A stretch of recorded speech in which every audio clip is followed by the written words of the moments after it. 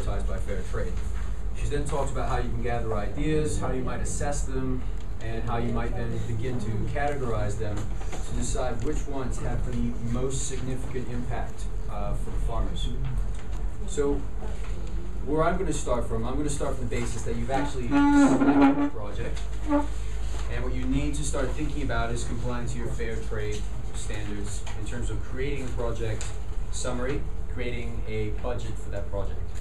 Now I'm very aware that for you guys that this is something that you've done before, but I'd like you to come with it with your knowledge and experience and assess what I'm talking about and see if it's something that might be useful for perhaps someone who's not as sophisticated as you guys would be.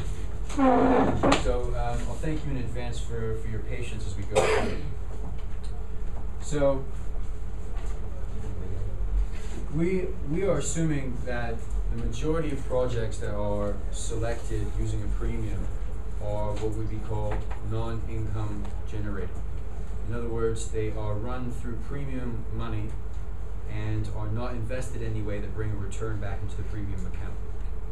So the way I'm going to be running through this is I'm going to be discussing a project which I have created where we are building a creche for the farmers' very young children to be taken care of, so that more people will be available to help out in the fields and increase productivity on their farms. In terms of, once you've selected a project, one of the most important things that you need to be able to do is you need to be able to plan how that project is going to run over time.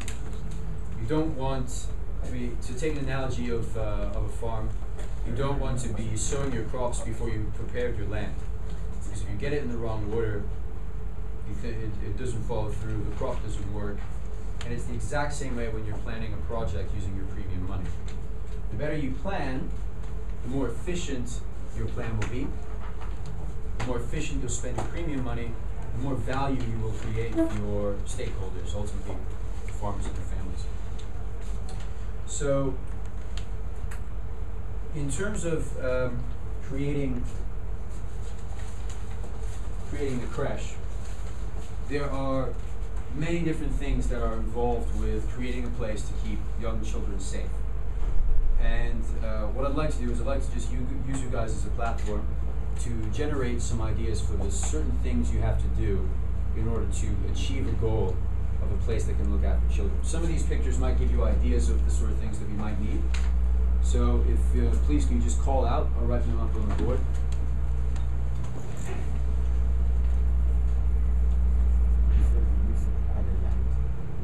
Sorry, what was that? Land.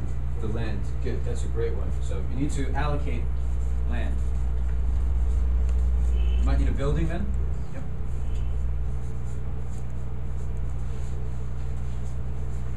Anyone else? Sorry? Yeah, you need to decide which children you might need. So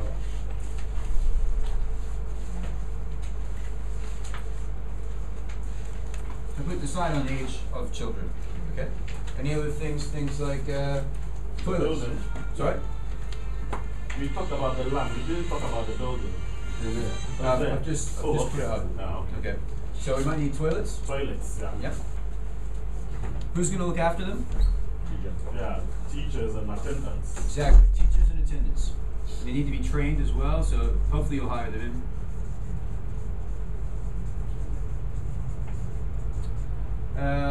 And then I'll just throw in another one, let's say cribs and toys as well. So things that keep the kids occupied and a place for them to sleep when they have naps and stuff. So cribs and toys.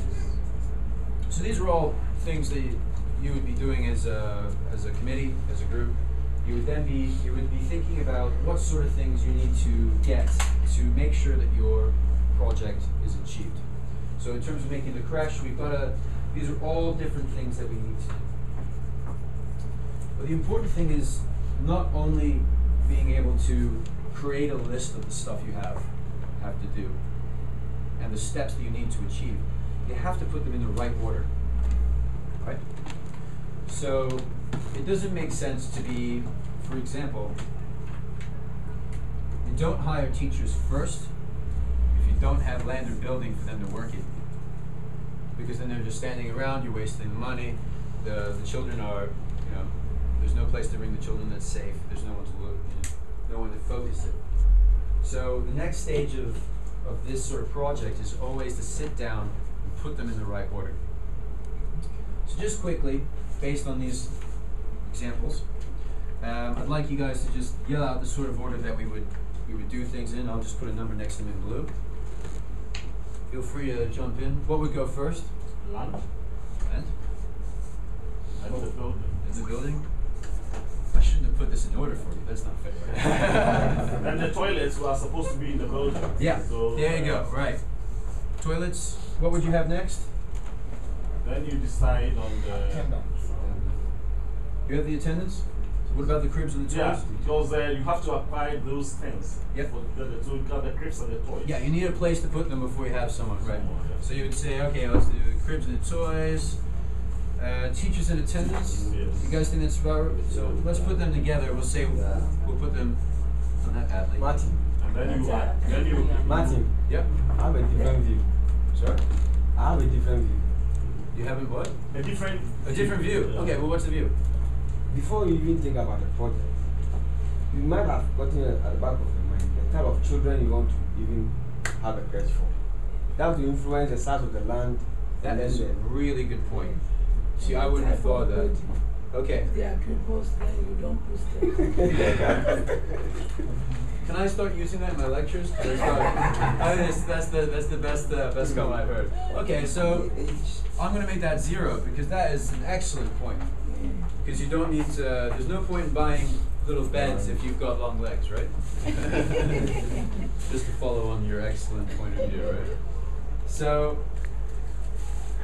now we have a rough idea of what our plan is. One of the best ways. Best things you can do once you decide on your order is to write it out. But you also need to think about the expenses, because after all, you are spending premium money, and you need to have good management of that, of your fair trade compliance. So, what Helena has actually taught me is that there is a way of charting out your finances and putting these things in order across months. That is called a Gantt. Is it Grant or Gantt? Gantt. G-A-N-T? T. Yeah. Gantt. Gantt. Gantt. Oh, you guys know it? GNTT. Yeah. Everyone, all right. It's just so you. I'm the only one who didn't know. This is, all right. Gantt's diagram, which is a way of organizing your finances across the month in order. So you can always see at what point in time you should be spending money on, and you can assess the progress of your project based on this. So what I've done is I've just put together a little exercise for you guys.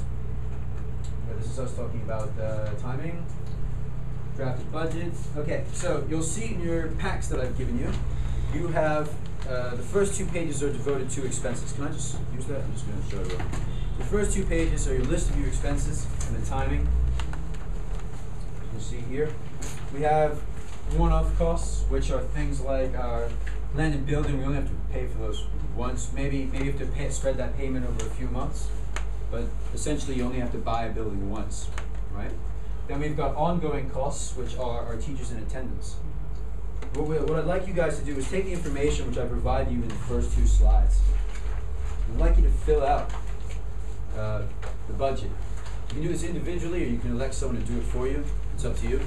I think individually you guys will find it helpful because it gives you all a perspective on how it works. And remember to separate the one-off costs at the top. Whoops. Did you do that yet? Go up.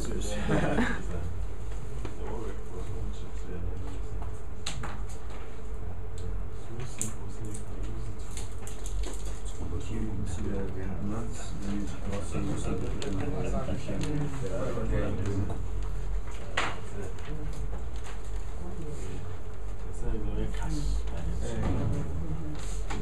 can see here, we've got January, February, March, and we've got the various costs here, the different buildings, and just keep it. It's like buildings, toilets, snacks, and months. decide you're not gonna do it? No, oh, fill it. Yeah, fill it out. Yeah, with Oh, your own okay. pen and stuff. Yeah. Oh, okay. So you got the information and stuff. You're gonna have to try and write in your T. You're gonna put your stuff. You need to make a little bit of space, right? Using this thing. You're using, Yes. no, not, you've got those things in here. See, you can see the 2 pages before it. Oh, okay. Those are your numbers. Those are your costs and those are your dates. Yeah. So Okay. if you take a look here, I'll show you. In fact, let's do this. You can even rip off those 2 pages for you, so you can have them in front of you. So now you can see you've got your costs, you've got your months, you've got your numbers. So if you could just fill out like building, the 50,000 in January, 50,000 there, then 20,000 in February, 20,000. Okay. So you use this to fill. Huh? Yeah, Yes. exactly. Yeah. Sorry if I guess that wasn't very clear. I'll change it so next time I get the lecture. It's You know, you are. This is the comment I have. Huh? yeah, yeah. You are also caught up in sort of. In what way? You have now assumed that we know what you are teaching. So you are running faster than. Okay. All right. All right. It's just I don't. You're very right. The problem is I don't know what balance to get right. So hopefully together we can find a point where we're meeting in the middle. So.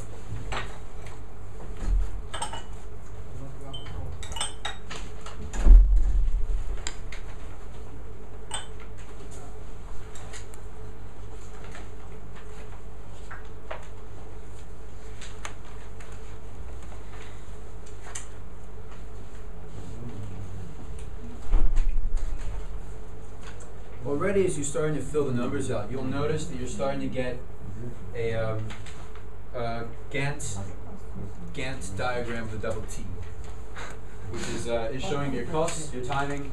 It's an excellent visual representation. I've seen it on building sites, so